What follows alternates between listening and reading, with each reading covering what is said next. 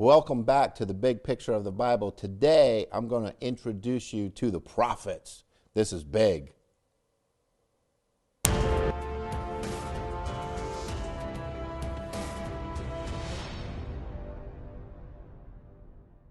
In our last teaching, I introduced you to how God ripped and tore the kingdom out of Solomon's hand, but he did it in the days of his son Rehoboam. And so God raised up a man named Jeroboam, the son of Nebat, and he became the king of Israel. He took 10 tribes north, and they established their kingdom in the north away from Jerusalem, and God left Judah and Benjamin in the south.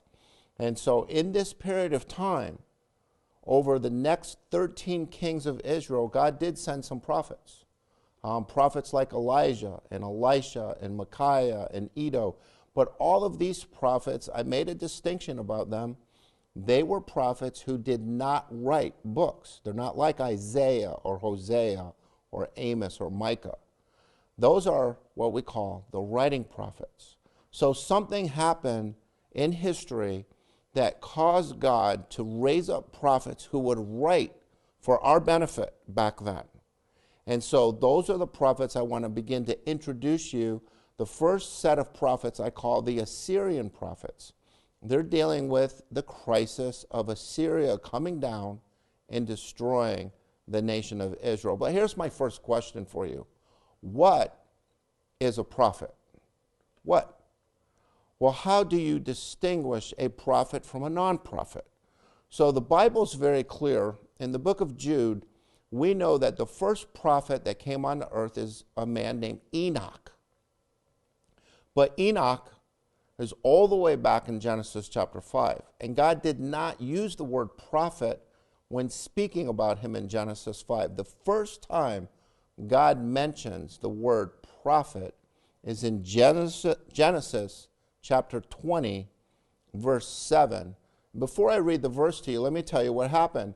Abraham had a kind of a problem in his life. He had a problem with lying.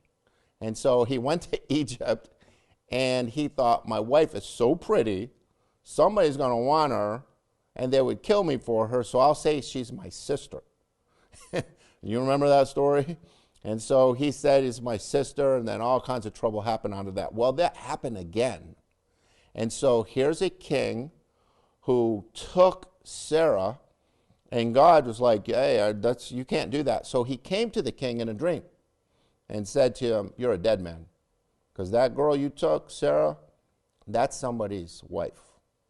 And so that's where we get in Genesis chapter 20, verse 7, he says this, now therefore restore the man's wife, for he is a prophet, and he will pray for you, and you will live. But if you do not restore her, know that you shall surely die, you and all who are yours. So look what God is saying to this king. He's saying, the man Abraham is a prophet. And what will the prophet do? The prophet will pray for you, and then I will restore you. But if you do not give this woman back, I will kill you and all of your children. So what is a prophet? When we learn from the first verse on the word prophet, we learn several things. First, there is a need among the people, and God is going to meet the need. Here was the need. Abraham had a need. This king had a need. God was gracious to the king, warning him not to step across the line of adultery, of stealing somebody else's wife. Now, this king was innocent, and so God protected him. But Abraham prayed for him. See what's happening here? What is a prophet? A prophet comes first to meet the need. So he's like an interceder. He's interceding on behalf of the people who have a need. That's the first thing you want to remember about the role of the prophet. Whether it's a full-time prophet or a part-time prophet, they have the same role. Secondly, in Numbers chapter 12, verse 6, God gives us what he's going to do through the prophet. Listen to this passage. It says, he said, hear now my words, if there is a prophet among you, I, the Lord, shall make myself known to him in a vision. I shall speak with him in a dream. Now, recognize this. A prophet doesn't just come make up something. He doesn't have a dream at night and just say, well, this is for all the people. People are doing that today. They just have dreams and they talk about it. No. This is a person who is chosen by God. Do you hear that? So there's a need among God's people, and God chooses a man or a woman. So that's the second step. Somebody has to be chosen to meet the need. So I want to meet that need of the people, so I choose a man or a woman, and I come to them for a dream or a vision, and they get a message from God. So here it is. There's a need among God's people. God wants to meet the need of the people. So he chooses a man or a woman, and he gives them a message. Okay? He makes himself known in a dream or a vision. What's the next step? The prophet must go speak. That's what prophets do. They are people who teach, they speak. Now let's go back to Abraham. He was a prophet. How? Well, he was not like Isaiah. He's not like Elijah or Elisha. It's very different. What need was God meeting for us through the career of Abraham? Well, there's two needs. One, we had a need to learn how to live by faith. And God taught us. He met a need in our lives. It is by faith that we have to do everything. And so God recognized that and taught us through Abraham. Second, everyone needs a son. The Son of God. And so God used Abraham like a prophet, but he did it through his life as a prophecy. In other words, when he had Isaac, the son of the promise, when he went and took his son to kill him, to sacrifice him, something God wasn't going to let him do, that was a picture of Jesus Christ. It is a prophecy of the future. Recognize this. All prophets meet a need. That's their first job. Meet the need of the hour of the people of God. Second, to speak about what's going to happen in the future. That every prophet does. Okay, so let's move on. And now this is where it's going to get a little weird, because you've been reading the Bible and maybe you ran up on somebody like this. Listen to what God says to us in Deuteronomy chapter 13, verses 1 through 3. And before I read this passage to you, let me warn you. There is such a thing as false prophets. When false prophets rise, God might use the false prophet, even against their own will, to give the right message, but they live the wrong life. And that's very important as you're reading the Bible, because you will come up on people who bring a message from God and they don't even want to give it. But God makes them give it. And then they will try to make the people of God turn on God. And that's what we call false prophets. But listen, why would God do such a thing? Deuteronomy 13, verses 1 through 3 says this: If a prophet or a dreamer of dreams arises among you and gives you a sign or wonder, and the sign of the wonder comes true concerning which he spoke to you, saying, Let us go after other gods, whom you have not known, and let us serve them, and you shall not listen to the words of that prophet or that dreamer of dreams. For the Lord your God is doing what? Testing you. You hear that?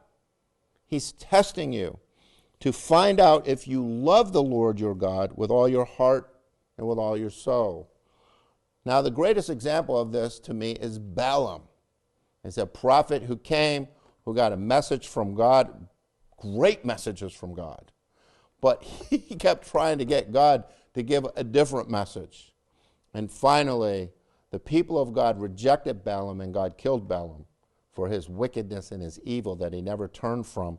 And so we have to see what God is doing here, because God will allow false prophets to come to test the people. Sometimes God will send the false prophet to test the people, to see if we love the Lord your God with all your heart, soul, mind, and strength. And so a prophet, just because he can say something that's going to come true, doesn't make him a great prophet. Doesn't make him a good prophet. If he comes and says something's going to happen and then it comes true, but also with that message he tries to turn you away from the living God, that prophet is not a good prophet. You must reject that prophet. And today there's many false prophets. We have to be aware, just like in the days of Isaiah, in the days of Hosea, in the days of Micah, these prophets that came, they had to deal with false prophets that were also rising to try to get the people to disobey what God was saying through the true prophet. And we'll deal with that a little bit later when we get into the book of Jeremiah. So, how do you judge the prophet? You judge the prophet according to a true relationship with God. You must have a strong relationship with God to even be able to hear what the prophet says to meet your need. You must by faith receive it, like Abraham, receive the word of God and the truth that comes from him. Second, Satan will use false prophets to confuse you, to get you off the mark. And this is exactly what was happening in the days of these kings that we're dealing with, the kings of Israel. And so think of it like this.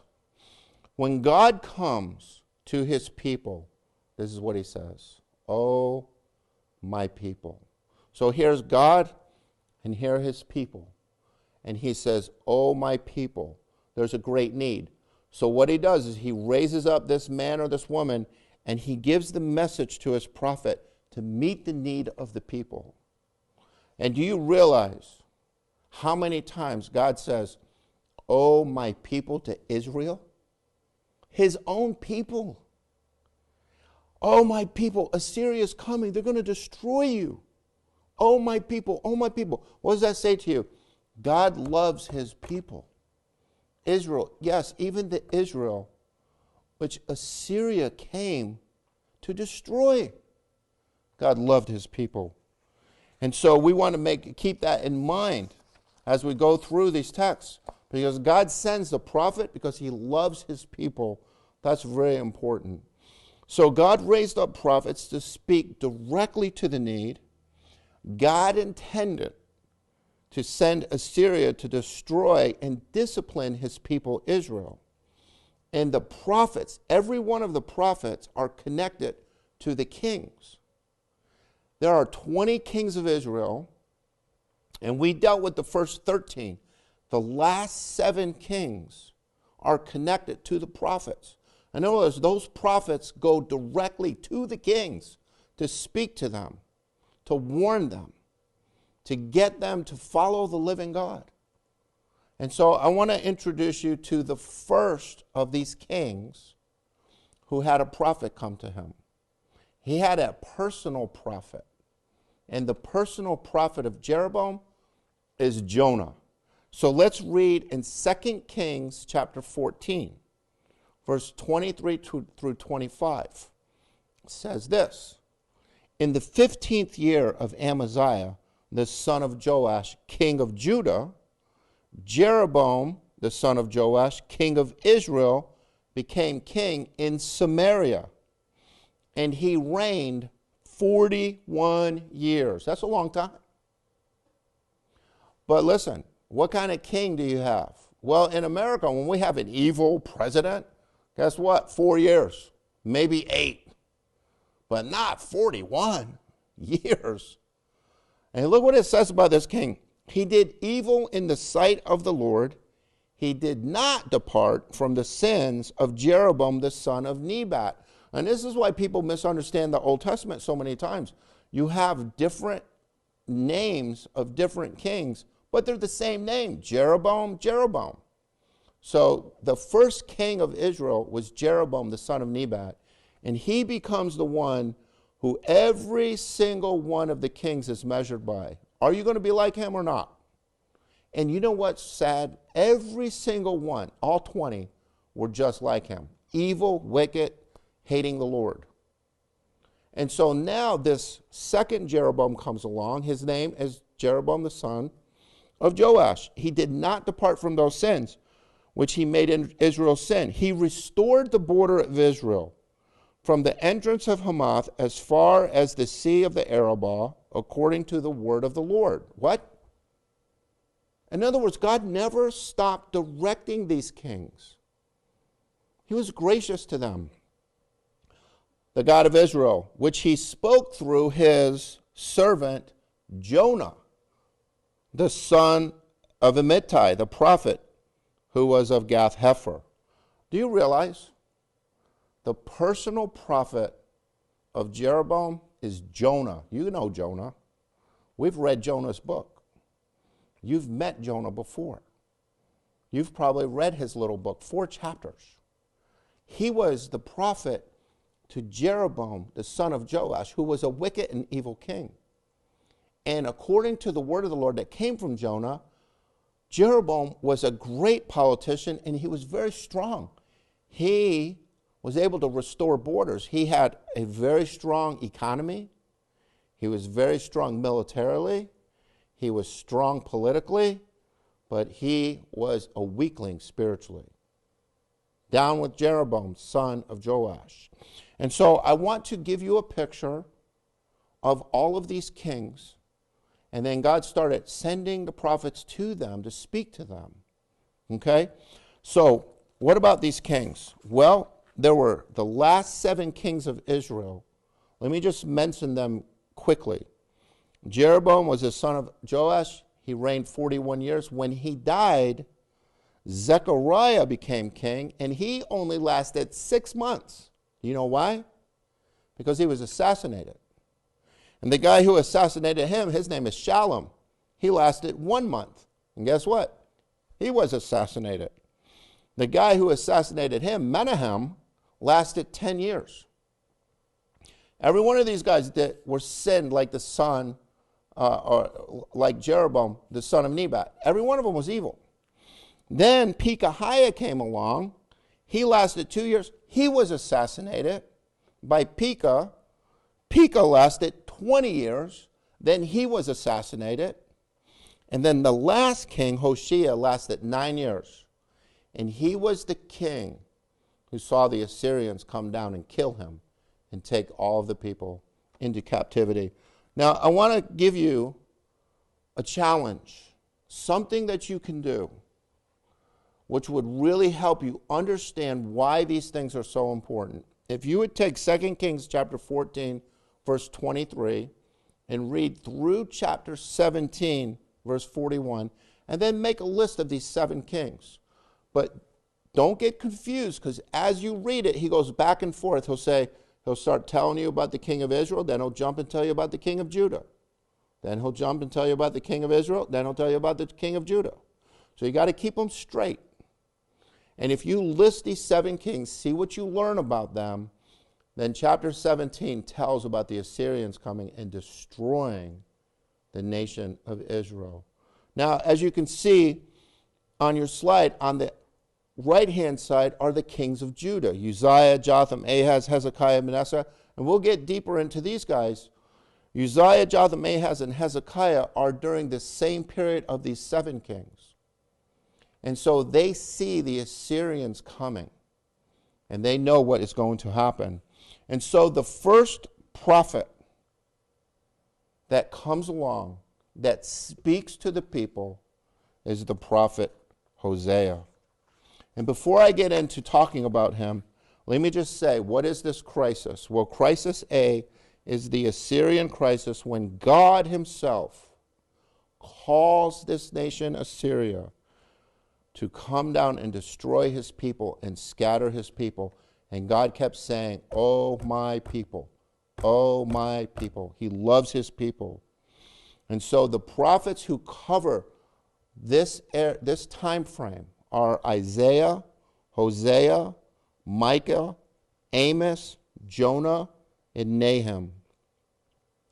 And Jonah and Nahum are the bookends. Jonah's first, Nahum's last. Why? What happens between? Now you got to understand that Jonah, when he was sent to Nineveh, the capital city of Assyria, he didn't want to go. Why? because he's a contemporary with Hosea and Amos and Isaiah. They're all speaking at the same time. He no doubt knew these guys. They were sent to the nation that saw. He probably met them or saw them, especially Amos and Hosea. He knew what God was planning to do with Assyria. That's why he ran the other way. He ran because he had a disagreement with God. God, how can you use them who are so wicked to come and destroy us? And he knew something else. He knew God was gracious and kind. He was going to forgive them. He didn't want God to forgive them. He wanted to be like Nahum. Why? Because Nahum, fast forward, after Assyria did this deed, God sent Nahum to him. And guess what Nahum said? You're dead for what you did. So God called Assyria to go destroy Israel, and then he sends Nahum to say, you're dead for what you did. Huh? Isn't that confusing? And so we're going to deal with that confusion coming up in the next few slides. How could God call a nation to go do his will and then judge that nation for what they did? You'll hear about it. It's coming up. It's going to be exciting. Wow, if you like this, please give me a thumbs up, subscribe, and then share it with somebody else. Thank you for being with me today.